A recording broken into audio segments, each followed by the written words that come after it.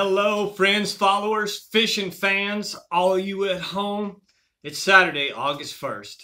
I'm Michael McFarland, sitting in my corner, and I'm going to give you an end of the week Lake Fork rundown. It is Saturday, August 1st. When we last talked, it was 2 days ago. I gave you a report from Thursday when Joe Coker and I filmed. Fishing was pretty doggone good. Hopefully you watched that episode.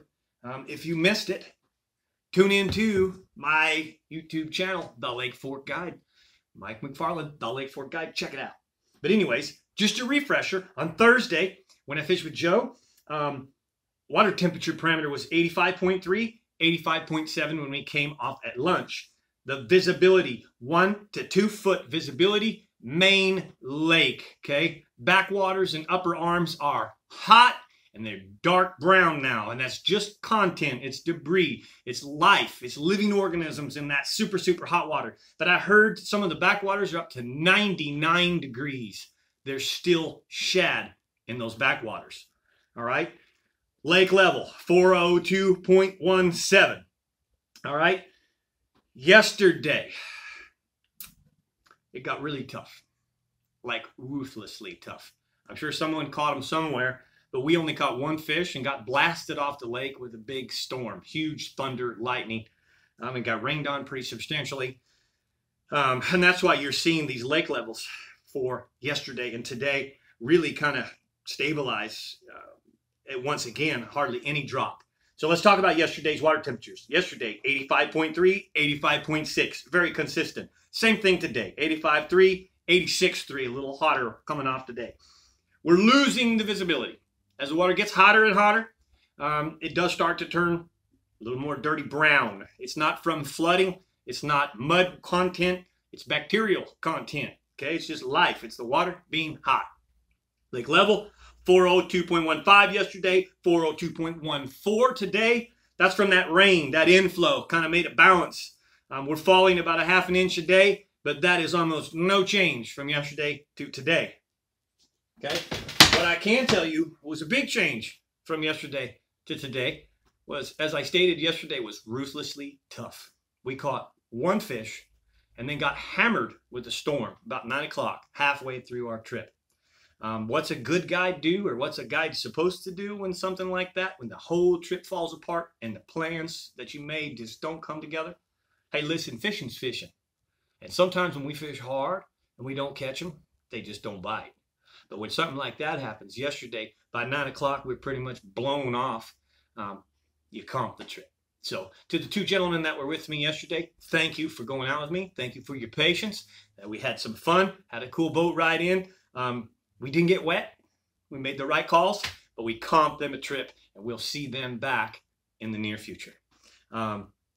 Today, the fish bit, but I had to do things a little different. They wouldn't eat the football jig.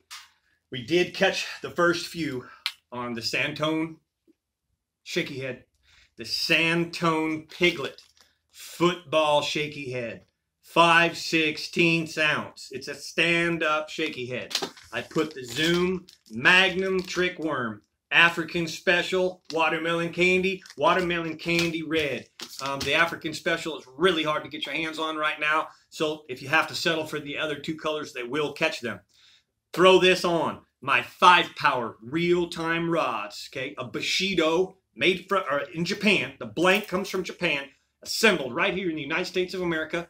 Real-time rods, okay? This is the McFarland Signatures. I'm running a Daiwa 150 Tatula, 20-pound fluorocarbon line, all right? That is a really awesome operation. It's an MB 7'3", 12.25 with the McFarland Signatures added. That's what you want for your worm rod.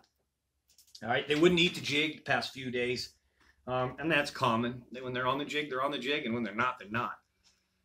The little zig that I had to make today, we've talked about before when fishing gets really, really tough, and for whatever reason, they just weren't biting that well, or the bites were smack, smack, and not eating it. I talked to you about a finesse Texas rig. And I talked about a special worm that Mr. Joe Coker introduced me to.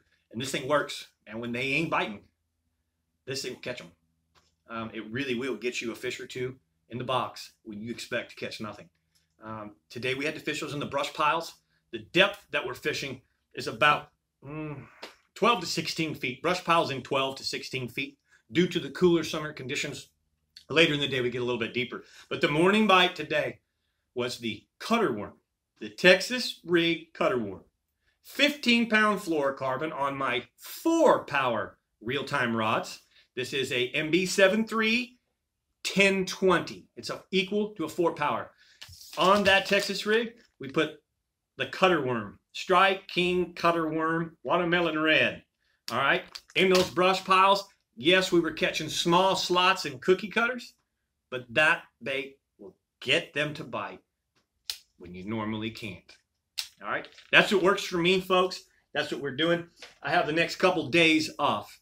I've got 4 more trips next week in the 2020 Skeeter FXR, and then the following week, she goes to her new owner, Miko. You're going to love her.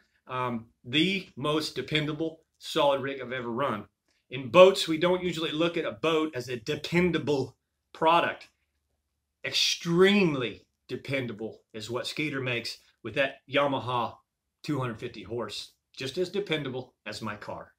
So the next one here, it's already as ready for me to go get, but I'm not going to pick it up until August 12th. So August 12th, I will be picking up the 2021 Skeeter FXR from Diamond Sports. If you're looking to get yourself a bass boat, get up and see Fred. He'll take good care of you, I promise. So other than that, guys, that is the Lake Fork rundown for this week, the end of the week. Don't be afraid to get out there. It's not dog days yet. We're still catching fish. It is changing and changing quickly, and it's up and down from one day to the next. But it's still fishable, and there's still big fish being caught. We had a big Lake Fork special this morning. So I'm Michael McFarland. Thank you very much for watching. Give me the thumbs up if you enjoyed the show. Comments below. Thank you for those that have commented below. I'm going to be doing some topics by your request. Thanks again, Mike McFarland here. Talk to you real soon. Lake Fork Rundown, baby.